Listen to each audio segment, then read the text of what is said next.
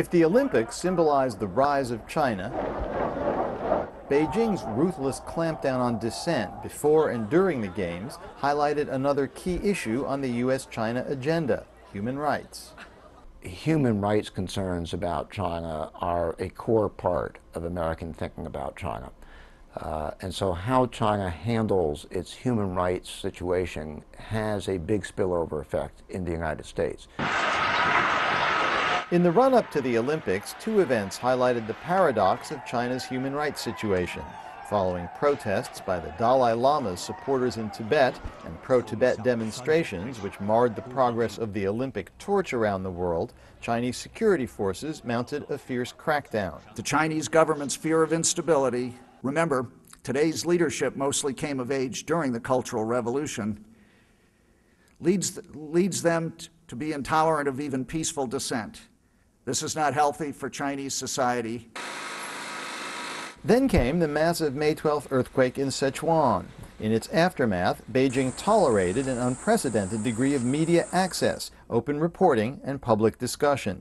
Meanwhile, volunteers from all over China poured into Sichuan to help, many without government approval, evidence of the beginnings of a civil society free of Communist Party micromanagement. But the period of relaxation didn't last, as an anxious government reimposed control in the run-up to the Olympics.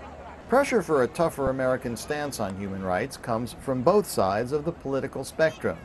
Richard Armitage was Deputy Secretary of State in the first George W. Bush administration. But until China becomes much more liberal in its political and human rights outlooks, we'll occasionally have some shared interests, but we won't have shared values.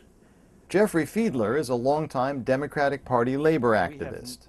Look at the president right now. I mean, he's talking human rights prior to going to Beijing and in Beijing, but does absolutely nothing to pursue human rights on a regular basis with the Chinese. The Chinese have been arresting people with abandon.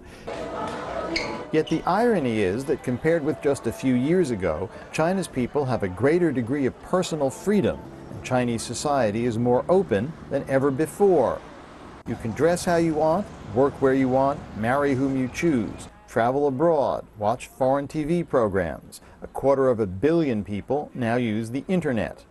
Moreover, the government's swift response to the Sichuan earthquake and the outpouring of national pride over the Olympics appear to have boosted the popularity of the Chinese Communist Party, despite the country's enormous problems and continuing political repression.